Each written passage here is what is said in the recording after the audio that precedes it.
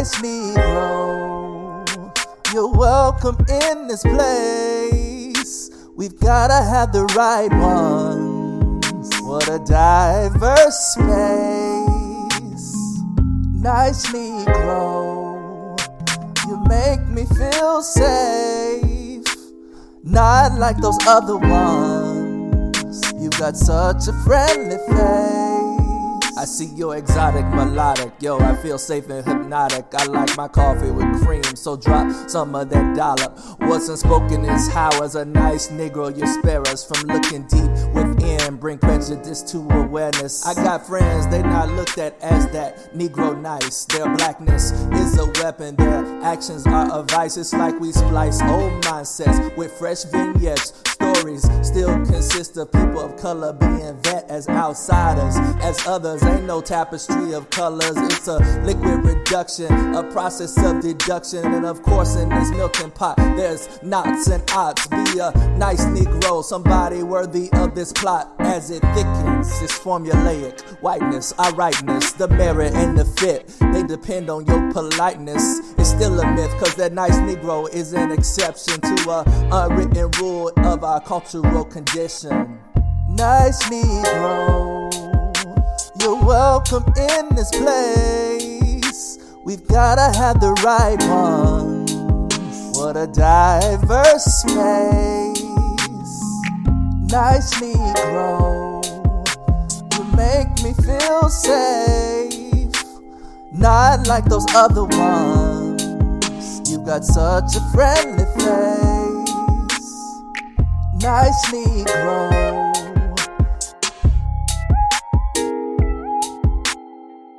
nice Negro,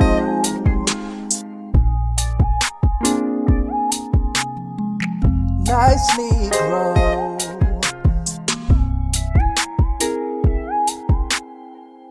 nice Negro. We initially thought you might be big, black, and scary, but you ain't none of that. Quite to the contrary, you're one of us. Even better, you're a nice Negro. If we become fast friends, my prejudice on zero. You're a hero to your race, unicorn, unique case. You're the evidence that we got diversity in this place. If we have a culture problem, let's find a solution. As long as we agree, then we'll have our absolution. Academic, in the clinic, your research, come on and mimic this wheel. Let's spin it when we talk about difference. I don't see color, that's my championship belt. Bring a little of yourself, but not enough to be deeply felt. Those other minorities, they just weren't the right ones. They didn't seem to fit, but we got some more funds. We'll throw some money at it, but we'll still stay static. Maybe slightly to move the needle if we find the right Negro. Nice Negro, you're welcome in this place. We've gotta have the right ones. What a diverse space.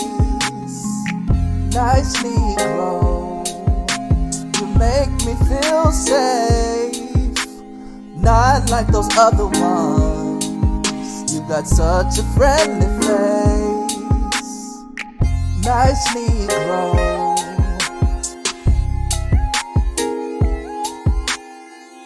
nice Negro,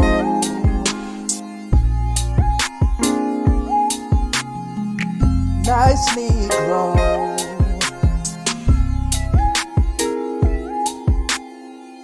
nice Negro.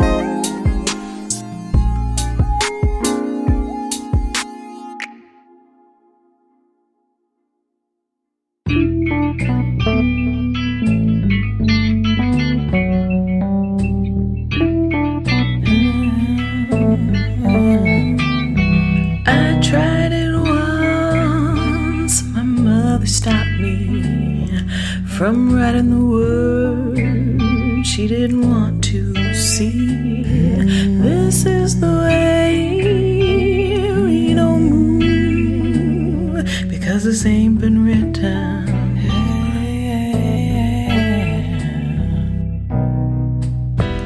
This sweet memory won't let me go. Well, I don't want it to. I don't want it to.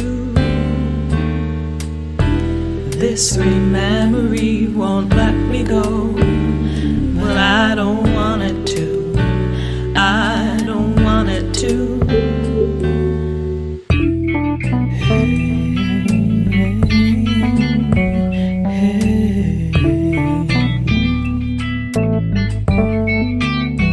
Life is heavy, but I need my words to hold weight. It broke the levees, but the culture holds steady. We hold the pain, and our bodies keep the score. Pours down the drain, still we keep our eyes forward. This sweet memory won't let me go, but I don't want it to.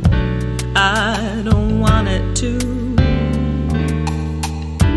This sweet memory won't let me go, but I don't want it to. I don't want it to. This sweet memory won't let me go, but I don't want it to. I don't want it to. This sweet memory won't let me go, but I don't want it to. I don't want it to. The bird in the hand is language that stands for freedom or for oppression. Once the truth is made, manifest, believe us, we can fly new direction.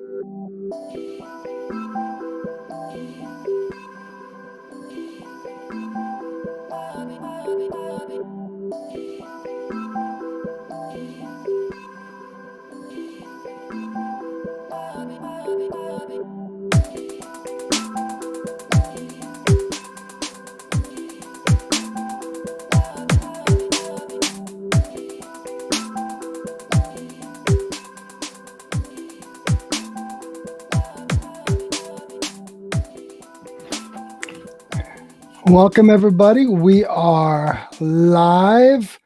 Hello. Welcome to episode 3 of Is God Funky or What? Just to say up front, I'm glad everybody's here. If we do get interrupted, the broadcast gets interrupted, please just wait on the Cali Facebook page or the YouTube page, and we will be with you again momentarily. So anyway, welcome. Hello, Kate. Nice to see you. Hello, great to see you, Mike. Good evening. Good And evening. it's yes, thank you. Thank you to all of you for joining us for the third of our 4 installments of Is God Funky or What? The Dynamics of Power, Music, and Black Healing, inspired by Dr. Theodore W. Berg's book, Is God Funky or What? Black Biblical Culture and Contemporary Popular Music. We have the distinct pleasure of hosting Dr. Hakeem Leonard, who will be with us in a moment. This broadcast is scheduled for about an hour, with about 20 minutes of that with an opportunity for Q&A. So my name is Kate Temoney. I'm an assistant professor in the Department of Religion at Montclair State University, and my research focus is comparative genocide studies.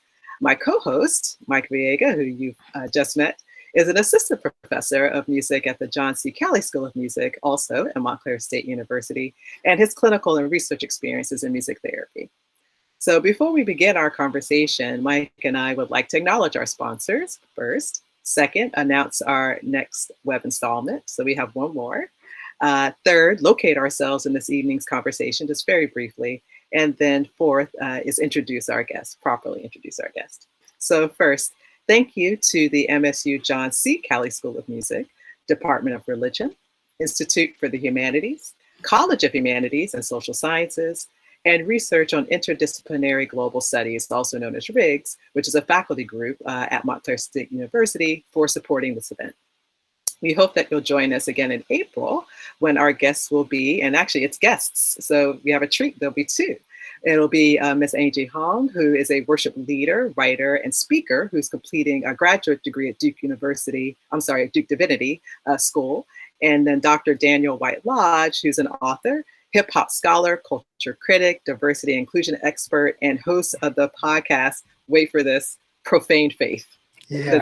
Does that fit any better into what we've been doing? I can't wait. So again, before introducing Dr. Leonard, Mike and I would just like to take a moment to kind of locate ourselves in this evening's conversation, kind of like what stake do we have in this? What's our experience and our interests in this particular series? So please, Mike. Oh, thanks, Kate. So tonight's guest, Dr. Hakeem Leonard, is associated in the same discipline I am, which is music therapy. We're both music therapists, music therapy clinicians, researchers, educators. For myself, as a music therapy clinician, I've worked since 2000 with Black and Brown youth in limited resource communities within community health settings, medical, child welfare, behavioral health settings. And many have identified with hip hop culture. My own critical consciousness around hip hop and manifesting the spirit of hip hop in health environments has continuously developed since 2000 and has really mirrored the intercultural sensitivity model of Dr. Milton Bennett. Over the past 20 years, I've grown from being just a casual fan of rap influenced by MTV culture to developing an understanding of hip hop as a culture, to nurturing empathy for Black, Brown, and Indigenous narratives and lives portrayed and experienced in hip hop, to finally unpacking how colonialism in my own education, societal upbringing has framed how I view therapy, narratives of popular music, narratives of the people I work with, and also how I've, as my own privilege in benefiting from hip hop's knowledge within my own scholarship as a music therapy researcher and educator. And there's no end point, of course. It's continuously developing and being reflexive. And certainly because I, definitely represent many areas of societal norms within power and privileges, being reflexive has been key, central to engaging in hip hop and discussing topics regarding race and health and hip hop as, a white, cis, neuronormative, able-bodied male. And Hakeem has been someone who we've gotten into deep conversations about these topics, and I know within his own experiences he'll share that that a lot of these topics are also a passion and central to his work. So I'm so excited to have Hakeem join us this evening. Yeah, as have I think, thanks. That's really helpful. And so as for myself, I actually had the distinct pleasure of meeting Hakeem just a couple of weeks ago. And so I'm really excited about having the opportunity to talk to him again. And so two things I think that I find particularly interesting about his work and that I'm sure will come out this evening is one is that, as many of you may know, is as we were planning these events, we didn't know, for instance, we would be in this format because of the pandemic, and we also didn't know that when we talked to Hakeem that we'd be talking about an insurrection that happened, at the Capitol. So this is something I think that's of great interest to people in general. And as a scholar of religion and seeing the kind of white privilege and the kind of religious symbolism that was on display that often, mainstream media doesn't necessarily cover. It'll be great to have a more in-depth discussion about that. And then also because of this kind of field of music therapy and because that was a national trauma that was experienced, I think it'd be interesting to talk through that and kind of the injurious events, the way in which it kind of put on display what Isabel Wilkerson, for many of you who've read Cass, which has become this very popular book, we have the insurrection that happens at the nation's house, but it really exposes the house and those structures within the house, the basement, the beams that support these, as you were mentioning, Mike, these structures of privilege that many people don't see and that they enjoy and that they benefit from all the time.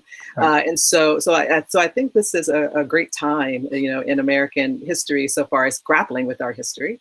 And the trauma that this event has caused, I think, is an opportunity for that. But then the last thing that I'll say before we get to Dr. Leonard's brilliant work is that it also shouldn't have been a surprise. So I think for many of us here, for Mike and myself and Hakeem, is that many people were so shocked to see what happened. And it really does, I think, go back that we really need to better understand the society in which we live, the bedrock on which it's built, and that even though it may have been shocking, that it shouldn't have been particularly surprising given the culmination of events in the United States.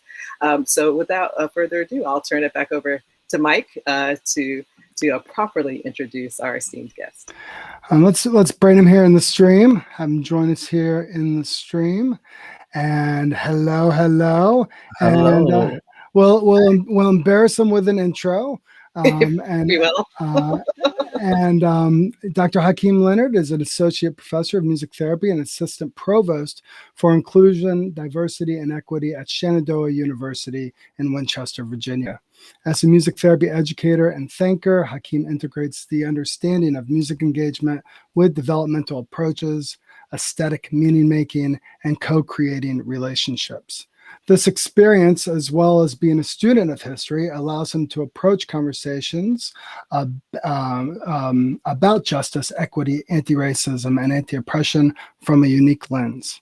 He seeks to connect the historical context of structural oppression through frameworks of critical race theory, intersectionality, and culturally sustaining pedagogies to curriculum, clinical practice, group processes, and everyday living. He roots his facilitation and work in engagement through self-awareness, empathy, and awareness of power and privilege. Awareness, moving in solidarity towards collective action. Mm-hmm. I also have to say that his current article, A Problematic Conflation of Justice and Equality, The Case for Equity in Music Therapy, was recently published in the Music Therapy Perspectives, and provides a really vital resource to many of the topics we're going to be talking about tonight. Also, you can check out on SoundCloud if you go to Music Allman, and I'll put it in the chat. Check out some of the music that you heard on in the introduction, and we'll lead out with some of his music. And so, welcome, Hakeem. Welcome. Well, thank you. It's great to be here. Thank you. So let's get into it, because we could talk about music. Just in our brief conversation we had, the three of us, a few nights ago, we could have just kept going and going. And you had actually said, thinking about tonight's topic, that you had started creating a playlist related to "Is God Funky or What?" What's on that playlist? Yeah, so that playlist, just to a quick rundown, there's Brackets by J. Cole, Happy by JID, and then there's Saba. If y'all don't know Saba, please check Saba out. The song Prom King, and Heaven All Around Me. There's a song something that I Want on Donnie Trumpet and the Social Experiment. That's actually by Saba as well. And then Mike, you had mentioned in a previous iteration of God Is Funky or What, I think High Power by Kendrick Lamar. So those are some of the key ones on there. So definitely give those a listen. Yeah, absolutely. You got to share. Is that playlist public? Yeah, make that add on to it. Yeah. I hear you. So again, as a genocide scholar, and one thing that's really been interesting too, and I won't get into too much depth, but again, this insurrection has really, been a moment to really talk about a lot of, issues that have been happening, especially on the heels of the Black Lives Matter movement and many of the other things that have been happening with the election and so forth. Are themes of things like white genocide, right? So, for instance, this is like the Proud Boys and all these groups, indicate that part of the reason why they feel like they have to arm themselves, or why they feel as though they feel threatened, has to do with this fear of extirpation that's often in this, seeing the face of Black uplift and these kinds of things. And so one thing that's interesting is that we've seen, this kind of comparison, if you will, between, you know, what happened at the insurrection and the way that they were treated, and then the way the Black Lives Matter protesters, for instance, that they have been treated. And so one thing that we talked about that I was hoping you might be able to talk about a little more is that, as Mike mentioned in your article, A Problematic Conflation of Justice and Equity, is that you write that Black experience in the United States is related to self-definition, self-sufficiency, growth, and resiliency.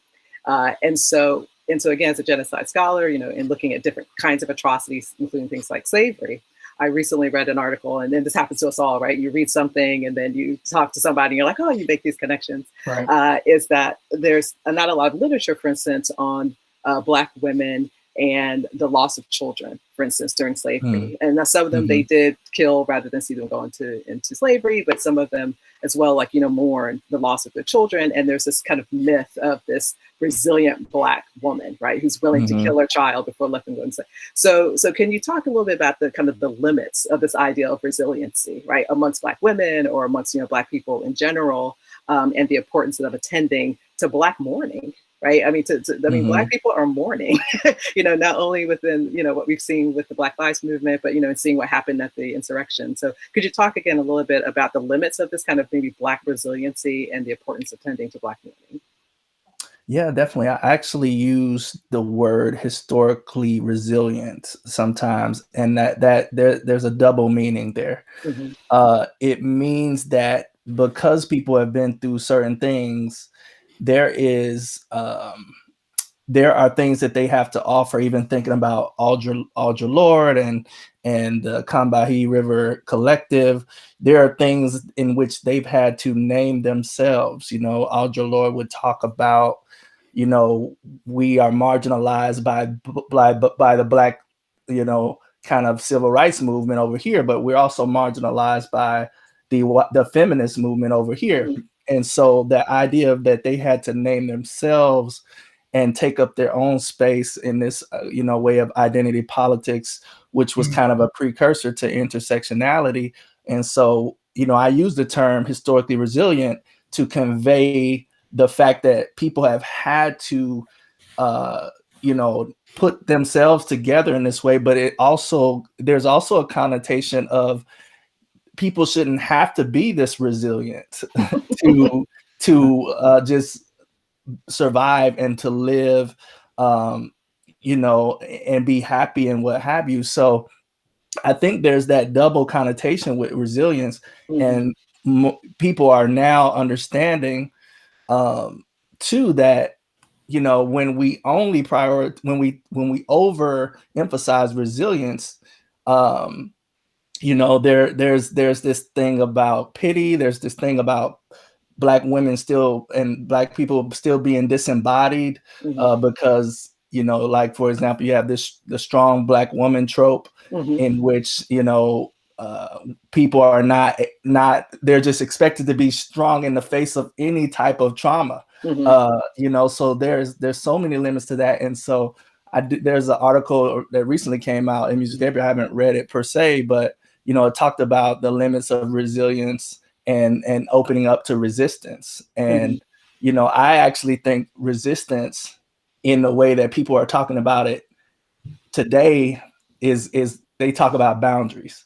You hear everybody in personal relationships saying, you know, I'm establishing these boundaries, you know, normalize the fact that, you know, you might grow past somebody, and somebody, you know, might be in your life, but, you know, you don't owe them an explanation. You don't owe them whatever. And so I think, you know, that the conversation in the mainstream culture is happening around this, but it's happening. The discourse is through the language of boundaries. Yeah, shout out to Dr. Ellie Scrine, who wrote the article on resistance that you're mentioning from University of Melbourne, Australia. Fantastic article. And I think your point too, and we talked about this earlier, is that in attending to this concept of resiliency, is that you also sometimes are kind of deaf to why people have to be this resilient, right? So it's not just about concentrating on, especially like in a therapeutic kind of setting, you know, the resiliency component, but then sometimes we don't think about the fact, well, what are the structures in place? What are the experiences that this person's having to go through these types of kind of traumas that require you to be resilient and not questioning those things. Yeah. Exactly. And as a music therapist, you're working with people who have experienced trauma, racial trauma, have firsthand experienced trauma from systemic violence within, all our institutions, even, going through a mental health facility in of itself. You're seeking health, but you're experiencing and being re-traumatized just by going through the system as someone who is minoritized within our society here. And as a music therapist, you're working with music and narratives that does speak towards resistance, both through Black joy, Black mourning. Oftentimes, we might see a focus on the grief part, or like sharing stories of pain, and maybe not hear the stories of joy and understand the stories of joy as resistance too.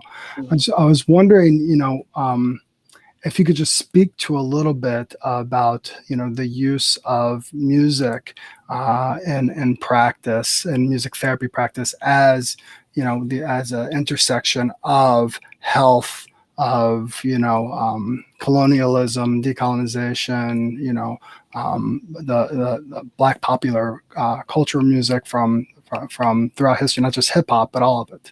We can say all, stemming from the very beginnings, it's coming from within Africa and diaspora roots, So could you say a little bit about that? Yeah, I think, it's important to understand the legacy of Black music for liberation and for freedom. Popular music, I mean, even before we had popular music, going back to, Negro spirituals, that, W.E.B. Du Bois talked about in The Souls of Black Folk, how, he has a whole chapter on spirituals and how they, so we always talk about this double consciousness from The Souls of Black Folk, and how, you say people are re-traumatized and they are minoritized, and that connects to this disembodiment and this double consciousness, what have you. And so I think even a rooting from that point, and then moving forward to blues, to R&B, you've got R&B going across the Atlantic to Black cultures, and in the UK or what have you.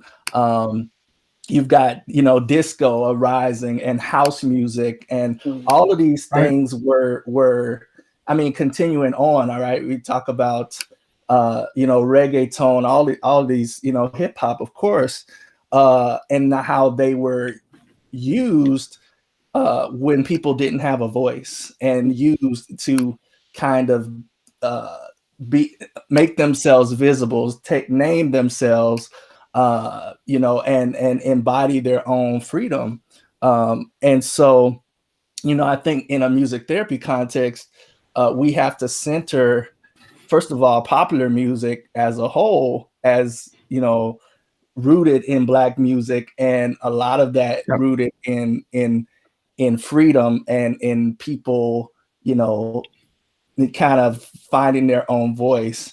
And so I think those, I didn't necessarily speak to actual, specific of clinical, interactions, but I think the rooting and grounding of understanding the music in that way as we approach the clinical space is so important.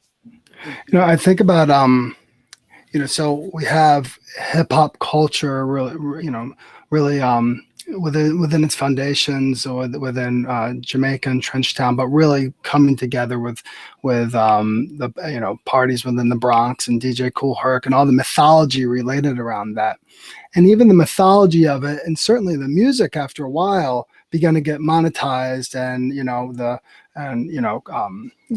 capitalism and commercialism said, well, we can make money from this culture again, kind of reappropriating, taking from the culture, and yet you have rappers within it that are both entertainers but also speaking truth within the system.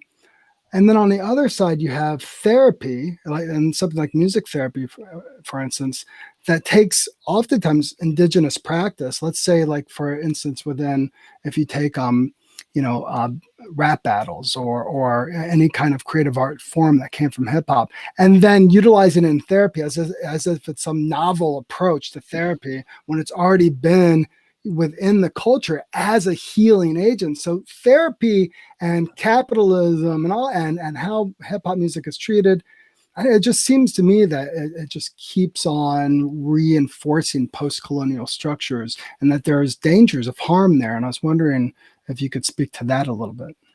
Definitely. It's so interesting because not therapy necessarily in itself, but I think the hegemonic ways that therapy is constructed, of course, in class kind of class differences, of course, but also in racial differences. For example, music therapy, we have majority white music therapists, 80 some odd percent.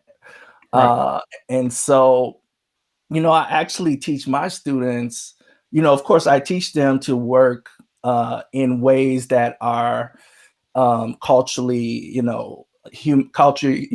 humble and culturally sensitive in regards to different, client communities and in hip hop culture. But I also actively tell them and teach them that, if they are not being actively anti-colonial and tending to structural things, then then they are. The thing is that they perpetuate racism by a default, because Black and brown people many times don't have access into our field in the same way, and we're not trying. At this point, there's no active initiatives to open those. And then in many of the spaces that we interact therapeutically with Black and brown clients, it's in a deficit way. It's in those very kind of behavioral ways.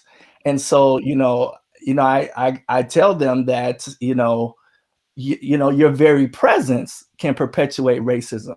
And so it's not a fact of, like whether there's no way I can tell you to be culturally appropriate without you tending to these structural things, right? So I can't tell you how to work with the music in a way that dissolves you of any kind of responsibility. Right. Yeah, that makes sense. Yeah. Something that was interesting too that came up in a conversation, and this kind of I think connects 2 points, is that you quoted this amazing song by Jamila Woods and Nico Segal called Baldwin. And the lyric, I'll share it with all of you, is, "You don't know a thing about our story, tell it wrong all the time. Right? Mm-hmm. Don't know a thing about our glory, want to steal my baby shine." Right. So it goes to this point that Mike was making earlier about this kind of white gaze and like the co-opting of music and kind of expression for the purpose of, say, profit, monetizing, like you said, Black expression. But it also is interesting because it speaks to the fact that we're in the middle of Black History Month, right? Mm-hmm. And this idea of telling our story. And so could you talk a little bit more about this idea of, of a voice, the sense of the co-opting of voices, right? Or the, and being able to find one's voice as a way of expressing,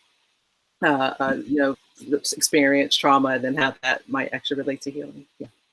Yeah, I mean, going back to that lyric, I mean, you don't know a thing about our story, tell it wrong all the time. It's almost like, I see that visually, like you're standing at the center as the unmarked definition of normal, and you cannot see me while you are centered. You actually have to decenter yourself and relinquish your power in order to even see me in as a true, like, authentic way.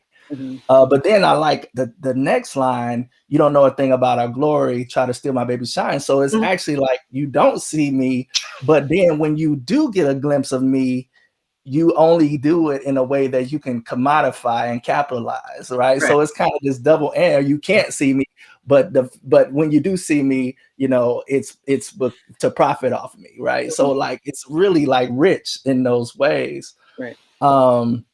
But yeah, I mean, I really think that that's such an important lyric, and it kind of speaks to what you were saying, is that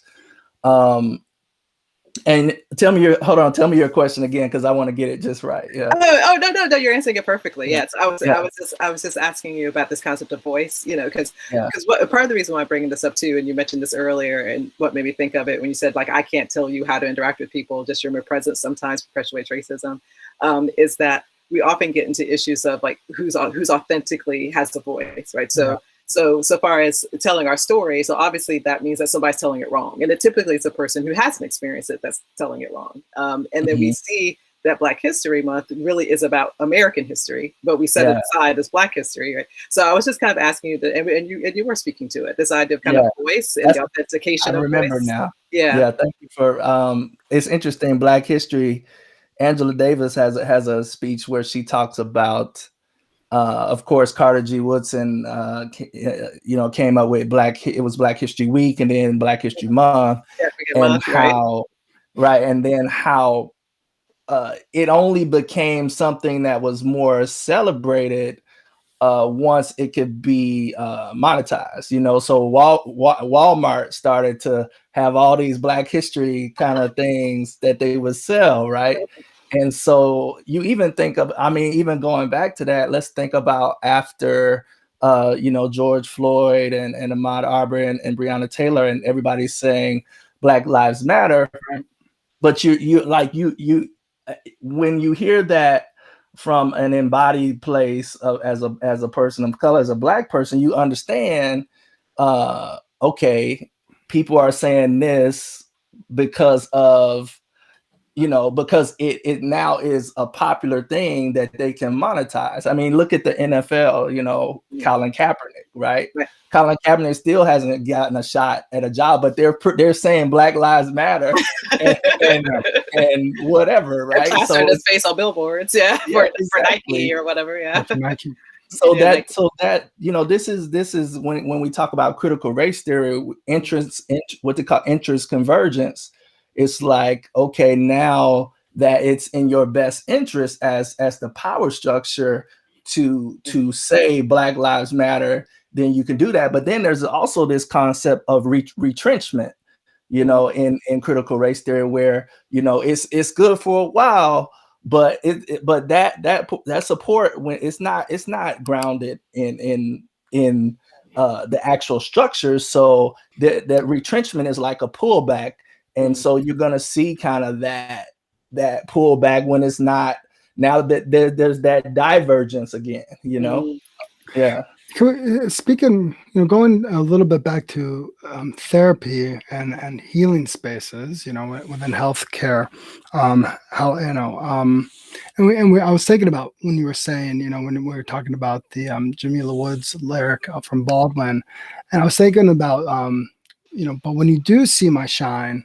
And I was thinking about empathy in some way, right? Because if that intercultural model, there's a moment in there where you're beginning to deepen and gain empathy for myself as a white therapist to move beyond the narratives within rap and the musical narratives involved, and understanding that as I'm located here, I'm getting a narrative that is very important, that I begin to empathize with the person I'm with.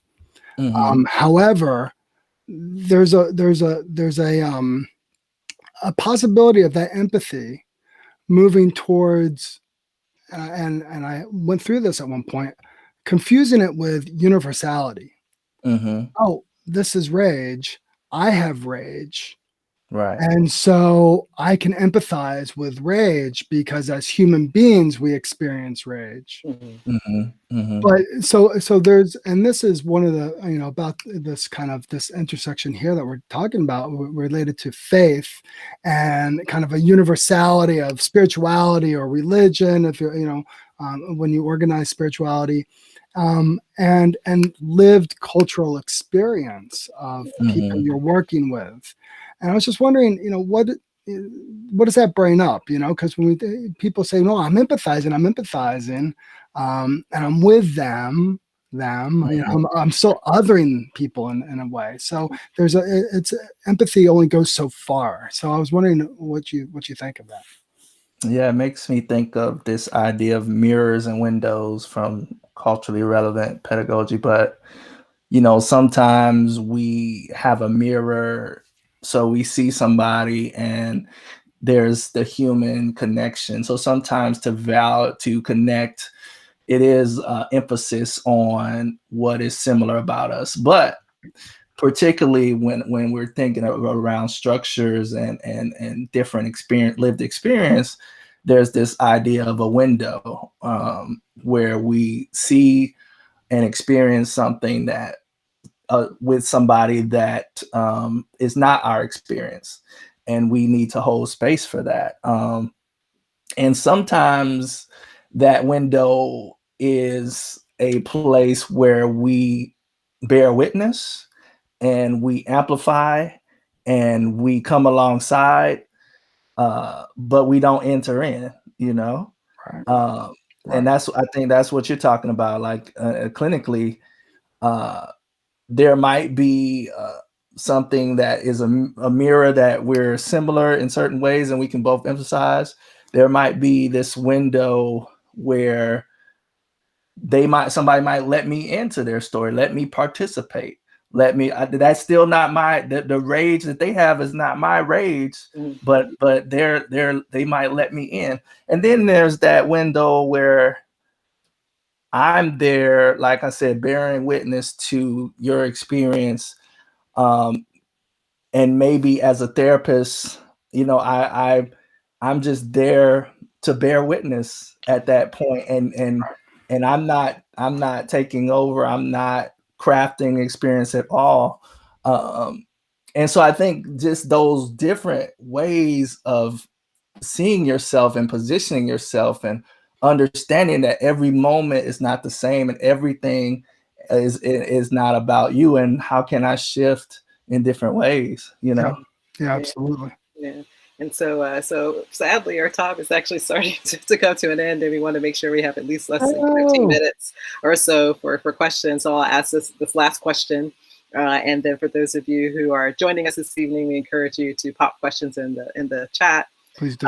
And so, so my last question then for you is that we talked about the insurrection briefly, and you mentioned that you did, witness it as, a fellow American. You saw what happened, and you liken it has have others, so like kind of lynch mob, right? Which literally it was, like, they came there with scaffolding and with the news.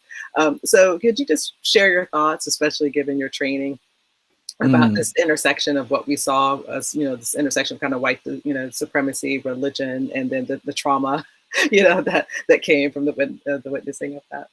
Yeah, when I saw the images, I was like, this reminds me of, like you said, a lynch mob. It's the same energy, it's the same white disembodiment. But when I say white disembodiment, it doesn't come from the same place as when I say black disembodiment, right? So, there's kind of a innocence, a white innocence, and there is the inability to sit with loss or defeat or what have you. And then I think COVID-19 played a lot into this idea of white people not being able to move freely in the ways that they wanted to. So I just saw this level of disembodiment building up even as the election goes on, and you just have the election, you even the election night, you're like, you get all this build up and then there's no resolution. So there's this level of disembodiment.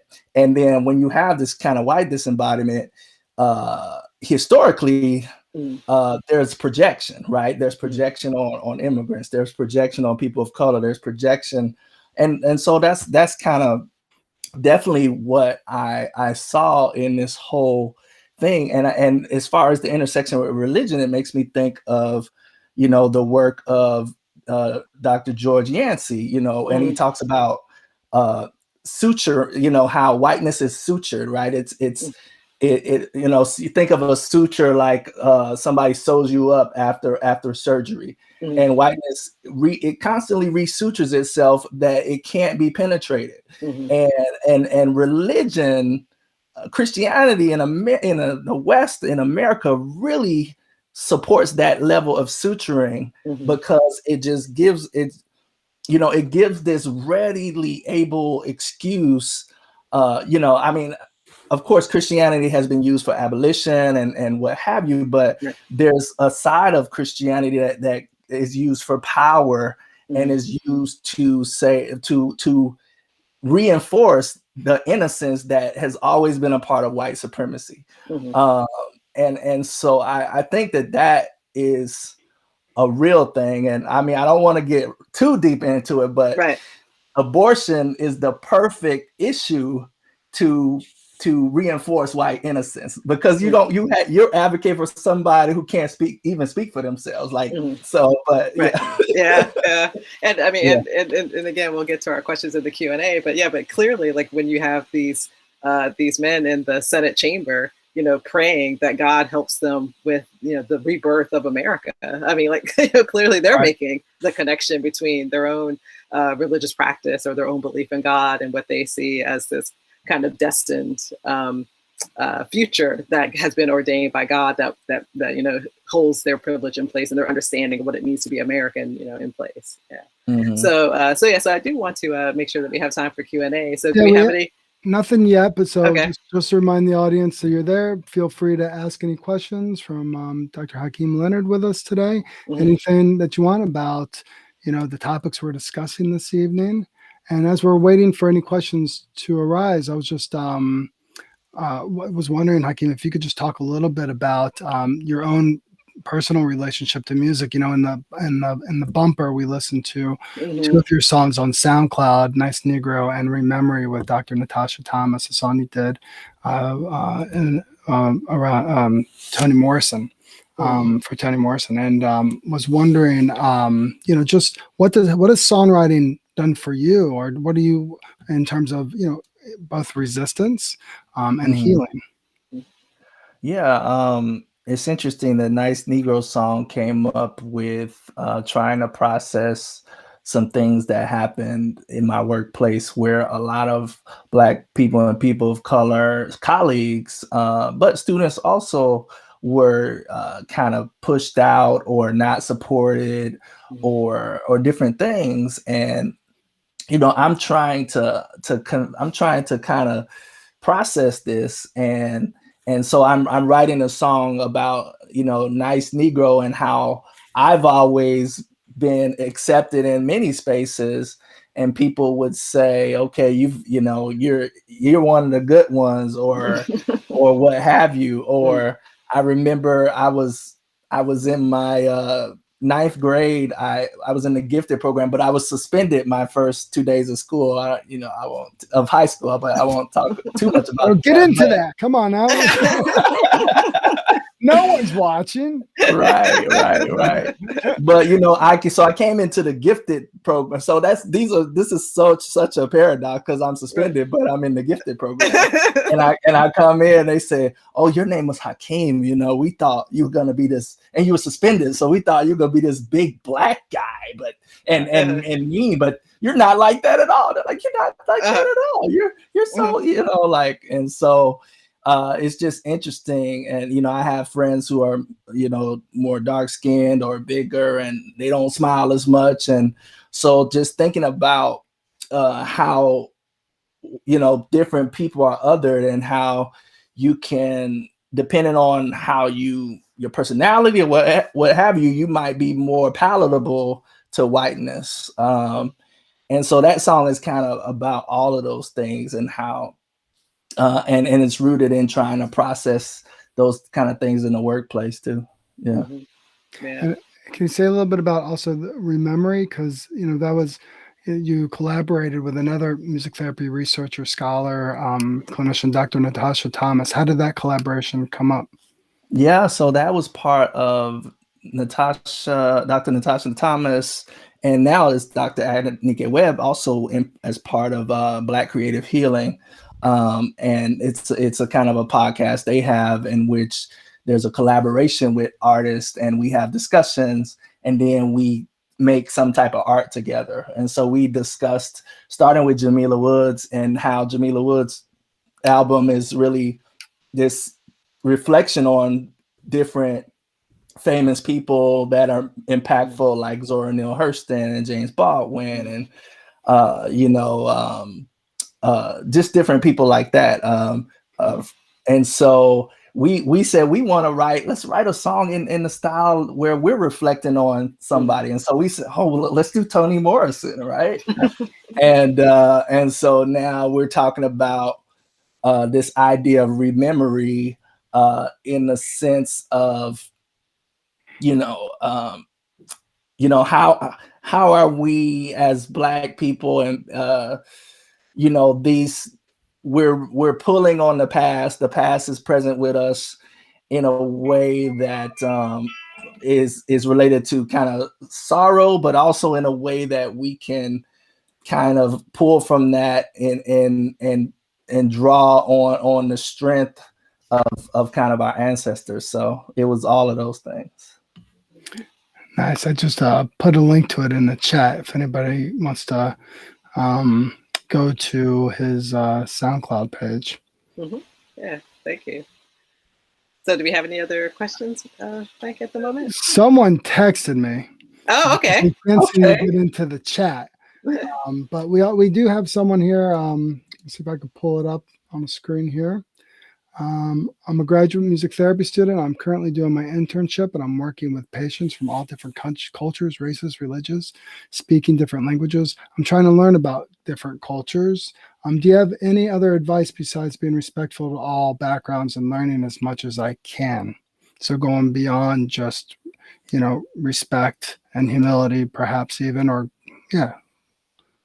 Yeah, I mean, you often hear people talk about their positionality. I think Mike and Kate, you talked about locating yourselves. Mm-hmm. So there's this start of self-awareness and kind of decentering, so you kind of have to, I don't know if this person is a white person or what have you, but you kind of have to understand yourself in power, as far as your connection to power and privilege. You have to, I love the idea of intersectionality and understanding how we might have been socialized with various relative advantages and relative disadvantages.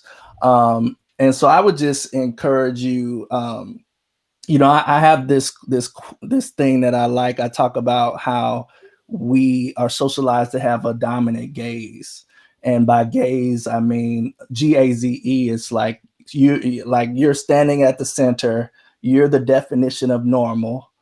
Your experience is the definition of belonging, and people in society tend to be more valued as you recognize them, or as you see them in the mainstream. And so interrogate how you're the definition of normal in any space. Right. I mean, if that is the case, but I mean, also you might have an experience of relative marginalization in a certain area. So also, understand that and give yourself, understand that, and also feel empowered in that way, but interrogate that thing that gives you a dominant experience and a dominant gaze, even despite what your intentions may be. Mm-hmm. Yeah, and I think that's an important connection to. So as you might imagine, again, because of the time we're living in, there's been a lot of different podcasts and there's been a lot of different conversations about these issues of responsibility. And my ancestors didn't enslave. I didn't enslave anybody. What responsibility do I have? Like, so looking at the United States scenario in particular, and I think something that's important about what you're saying and kind of interrogating your own kind of dominant gaze, and again, and going back to Isabel Wilkerson and even some of the things that you mentioned in your article, is that you have these like what she calls like subordinate classes and kind of dominating classes, and of course she's using this word caste in a way that we see like say in India, and then you have the German case, which of course I'm most familiar with the Holocaust, and look at the German case. And so both she, Isabel Wilkerson, and another writer, Susan Nyman, have a book called Learning from the Germans, where both of them are looking at this idea of how do we grapple with our own history in this country, which we have kind of yet to do. So one thing I think that's important about what you said is that, and again, I'll go back to Isabel Wilkerson, and this is something that you mentioned too, is this concept of a house, going back, to what I mentioned earlier with the storming of the house, the Capitol, and again, Isabel Wilkerson used this idea of a house, is that we all inherited the house, right? It's by accident of birth that you ended up in the dominant, or in the dominating, the subordinated class. But now that we're actually all here, as you mentioned before, we're here, we're living our lives, we're perceived in certain ways, we live in certain ways. But because of that perception, because of the way in which we're born to the system, the house is still rotten in its foundation. And it's still something that we've inherited and that we do have a responsibility to interrogate, and that we do have a responsibility to repair, even if we're not the ones that built the house. And so I think that people commonly ask, well, how can I be an ally, or what can I do, or what responsibility do I have? And it's like, and I think what you said hit on the head, is that interrogate your own existence, right? Interrogate your own domination and understand the responsibility that you have. Yeah, and actually, we have a couple other thoughts. One, Dr. Brian Abrams joining us, who kind of is speaking and asking about that. And I often find myself, he says, perplexed, positioned as a white male music therapist and educator by the question of white decentering and relinquishing power, and whether it's truly possible when someone in power gives up, quote unquote, their own power on their own terms. Is it truly relinquishing the power, or is it something that must be actively taken by those who need it and to exert their own agency in doing so? And in that case, being a quote unquote ally would mean not responding with defensiveness or hostility, or to give in to the impulse of backlash.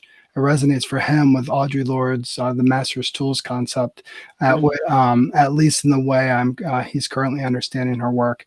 And he is working on relating this to how he works to better meet and support resistance as a resource in his clinical work. In short, he's checking himself on how his good intentions, quote unquote, to relinquish power and decenter may be just perpetuating the quote unquote master's tools. A lot to unpack there. Yeah. I mean, I don't know where to dive in on that one. And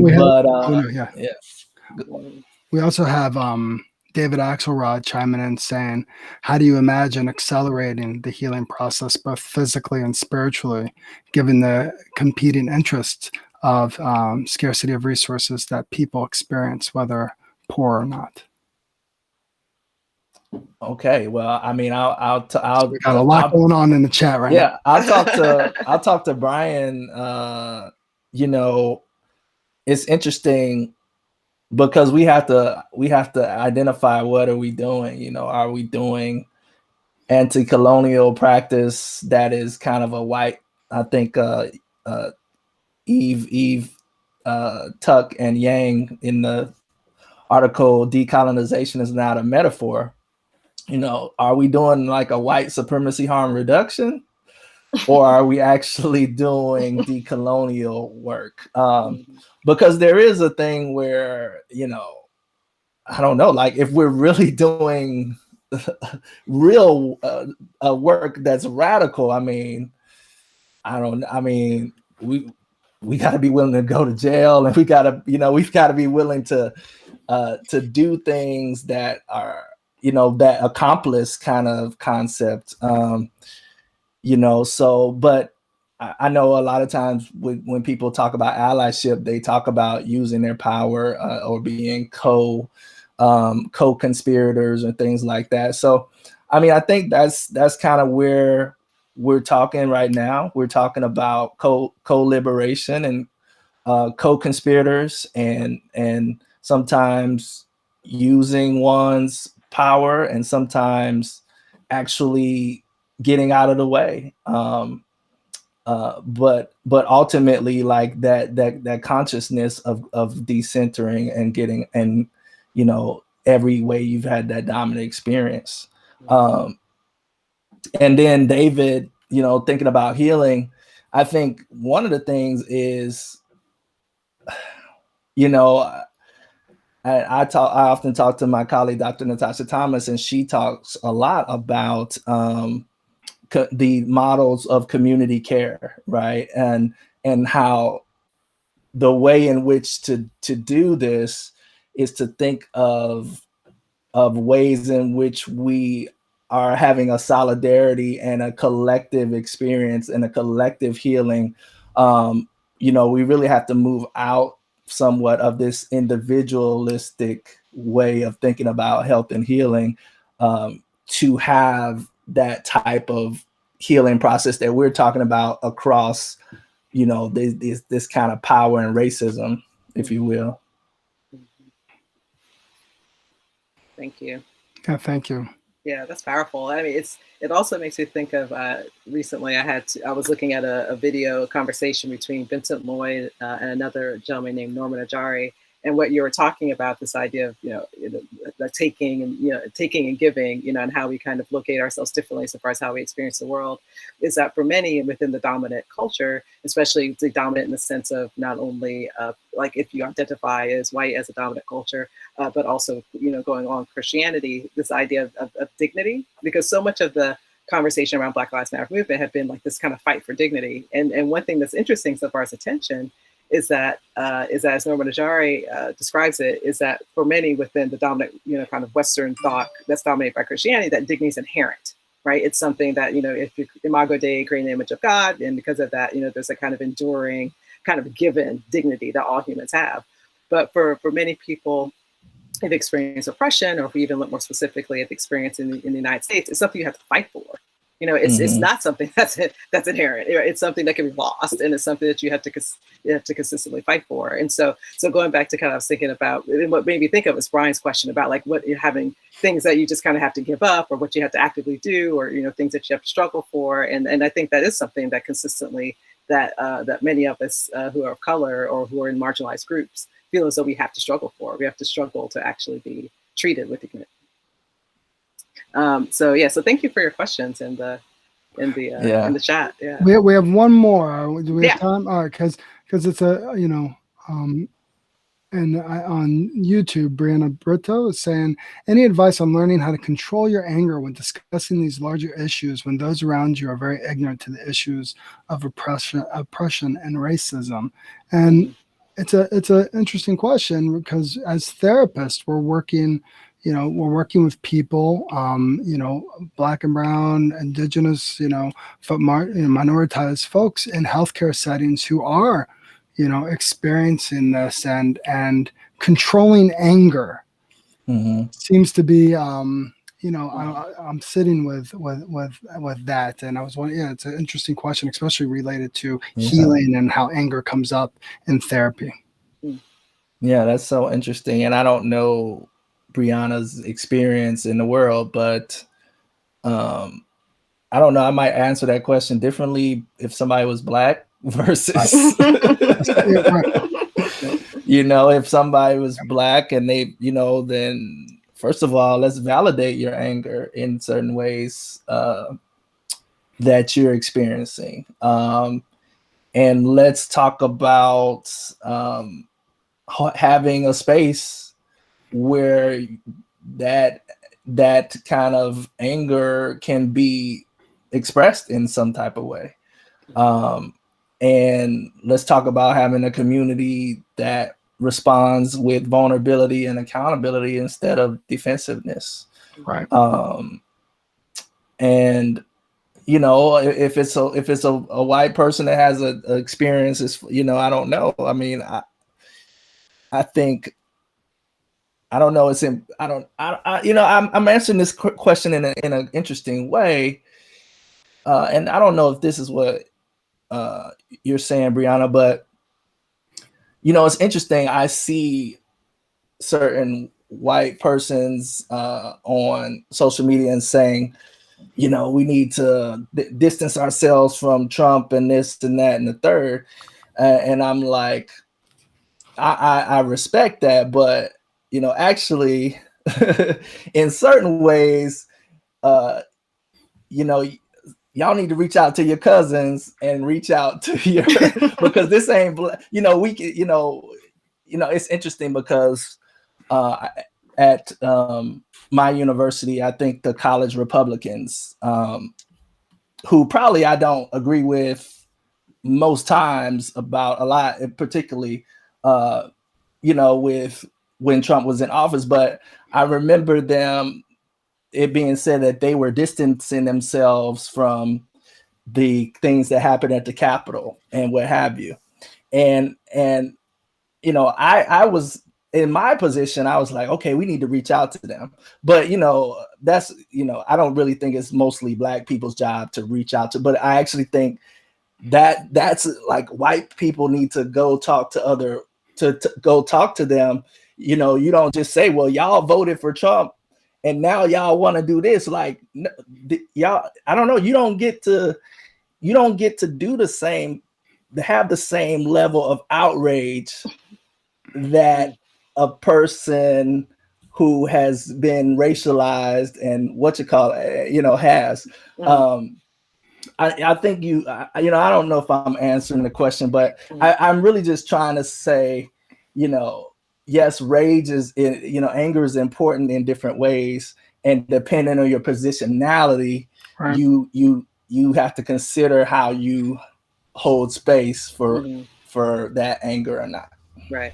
And I think the point you're getting to too is that how that rage is received is also something that needs to be attended to, because, you know, so for instance, like Black rage is seen as scary and it's seen as, you know, threatening, and it's seen as being like destructive, versus maybe another kind of rage is seen as being, you know, a righteous rage or something that's understandable, you know, Right. which is why I think Dr. Leonard had to go out of his way to say, first you need to validate it, right? And that's often the concern, is that I think for people of color or people who are marginalized, is that rage is somehow dismissed, you know, like get over it, or like what's your problem, in ways that maybe people in a dominant group don't experience. Yeah. So thank you. It's a good question, though. It is a good question. Yeah. Thank you, Brianna. Well, any parting words, Hakeem, for us as we say goodbye? Oh, you know, Kate, you mentioned something about I don't know, in your last comment, and it made me think of Jamila Woods again, but the song Eartha. Okay, a different song. It's a different song, and she is evoking Eartha Kitt when she said, "Should I compromise?" And if I'm seeking love, it's like, no, for God forbid, I will not. And then the refrain in the song is, who's gonna share my love for me with me? And so that was Eartha Kitt's thing. It's like, you know, people, I'm not gonna compromise. You know, somebody needs to come love me as I love myself. Right. And so I actually think that I think what you were saying, Kate, was about this idea of decentering. And I think one of the ways in which we can do that is to have this, you know, because we traditionally have the golden rule, love people as you love yourselves, but actually, you know, some people call it the platinum rule in intercultural research, but it's that idea of Eartha Kitt, you know, and that's expressed by Jamila Woods, love people as they love themselves, right? And so that, instead of love people as you love yourself. So I'll leave it with that. And I think that's something that people need to attend to and think about. Thank you. Yep. And as we finish up here, I think Kate froze. Oh no. And it's a good It is. She smile did that it she a good, just froze, but exactly. I usually, yeah. yeah. Yeah. Well, thank you so much. And, thank you all for tuning in. And, Thank you. In April, there you are. Good. You'd frozen up.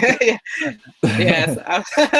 Yeah, you were frozen for me, so I presume that I was frozen for you. So yeah, so I'm back. Just in April, everybody, we're going to do really, I think, our final installment. It is our final installment. What? And we have a panel really this time. Mm-hmm. And that panel, I want to make sure I get everybody's name right. Okay, it's Angie Hong. Yeah, will be joining us. Exactly. And Hodge, I know his name. And Dr. Daniel White Lodge. Yes. Hip hop scholar, faith, intersections of faith, hip hop. Culture critic, and host of the podcast for Faith. Yeah. Absolutely. So that will be in April, and we look forward to it.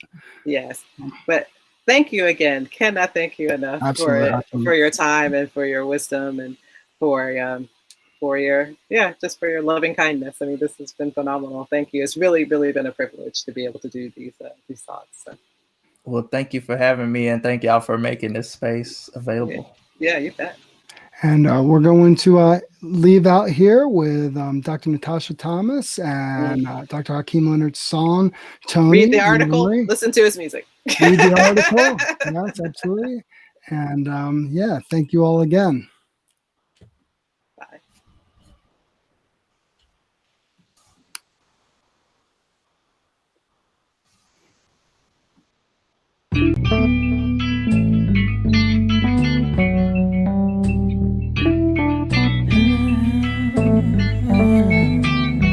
I tried it once. My mother stopped me from writing the words she didn't want to see.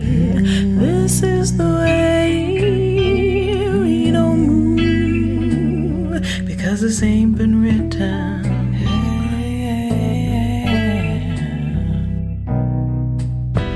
This sweet memory won't let me go. Well, I don't want it to. I don't want it to. This sweet memory won't let me go. Well, I don't want it to. I don't want it to.